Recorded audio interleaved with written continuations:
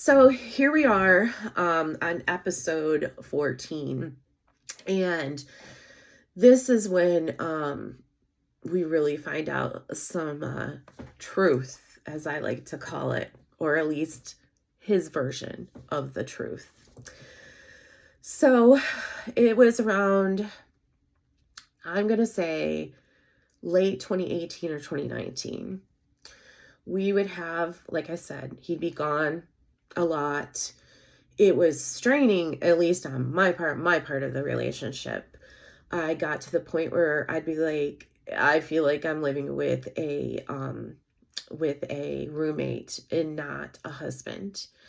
And then there'd be like a month or two, things would be better. We'd do more things together, or he'd be around more. Or we'd, maybe watch a movie or something, or hang out more.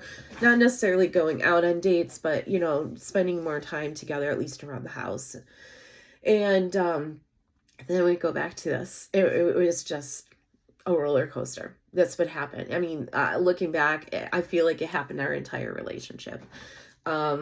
But again, excuses, loyalty because I was married to someone and made a promise. Stupidness. So I basically gave him an ultimatum at one point. It was like, excuse me, you either tell me what is going on or we're done. I can't do this anymore. At that point, it was affecting my mental health. It was affecting me parenting. It was affecting me being a good person for myself. And I was always worried. Where is he? What is he doing? Is he cheating on me? And then on top of it, all this financial stress that I didn't even realize was hooked up to this situation. So I was stressed. I was like, dude, I'm done with this. If you don't want to be with me, you want to be with someone else, just be honest. I told you that from the very beginning when we decided to get married. If there's a time where you no longer want to be with me, go. Just be honest. Just be upfront. I always would say, just be honest, because I saw when my parents were together how that honesty and trust was broken. And I did not want that in my relationship. So, that's when he told me his version of his story. And his version was that I think my suspicion is supposedly that this maybe started happening around the time when we moved to our house, that he saw we were having some financial struggles. So he had gotten involved with some friends who were transporting illegal things.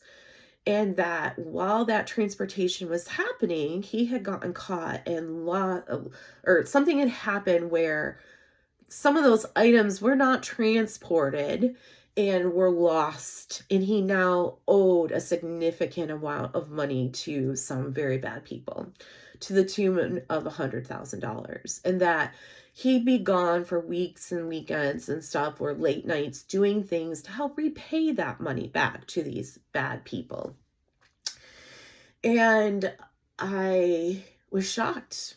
Like, oh my God, is your safety in jeopardy? Is mine? Is our daughter's safety in jeopardy? Yeah. But, I can't tell you anything about it. I don't want you to be hooked into this. I don't want anything to happen to you. And so I'm like, okay, well, how long is this going to take for you to get out of this? Can you just pay him off or just stop doing this? Well, he couldn't stop doing this because he was afraid that his family in Jamaica would be harmed, or us. And he kept telling me, I'm going to be able to get out of this soon. It's not going to be forever. We're not always going to be dealing with this. Okay. So thinking back on it now, I remember that in 2017, when we moved into the house, he surprised me once with this Kate Spade necklace that I had wanted. I love Kate Spade. And I was very appreciative, but also very surprised because he didn't, not that he has to, but he did not shower me with gifts. And gifts is one of my love language, but there were other things that he did for me that made me feel loved. But I remember being taken back. So then I stopped and thought, I was like, oh, maybe he had started doing these things to make money.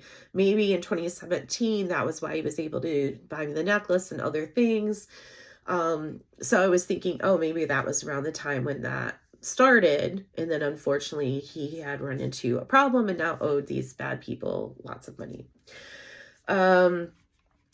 So at that point, that's when posting on social media had to stop. Like, he was already not real thrilled when I'd post pictures of us on social media, but it really came to a halt at that point because he didn't want these people to figure out who I was or where we lived. He was trying to protect us. I don't think had ever really been Facebook friends, or maybe briefly.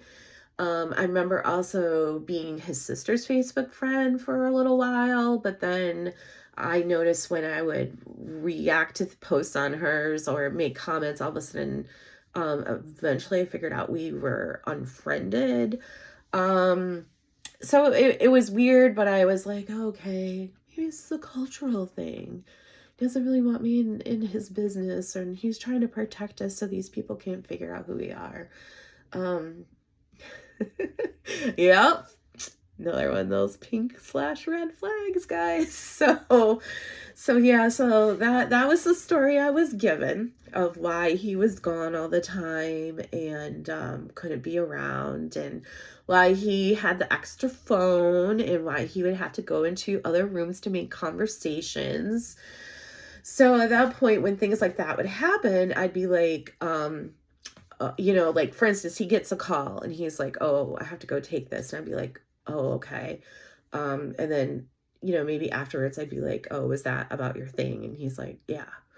Or he'd be like, oh, babes, I gotta be gone this week. And I'd be like, is it for work or is it for the thing? He's like, oh, it's for the thing. Because we couldn't say what it was on the phone because, somebody could be listening to our phone conversation and figure it out. So yeah, then I realized, I guess I was, married to someone who was doing nefarious things, but I was going to be the good, supportive wife and stand by my man, and he was going to get himself out of it, and I and our daughter were going to be safe, and, blah, blah, blah, blah. So yeah, that's where we will end on that.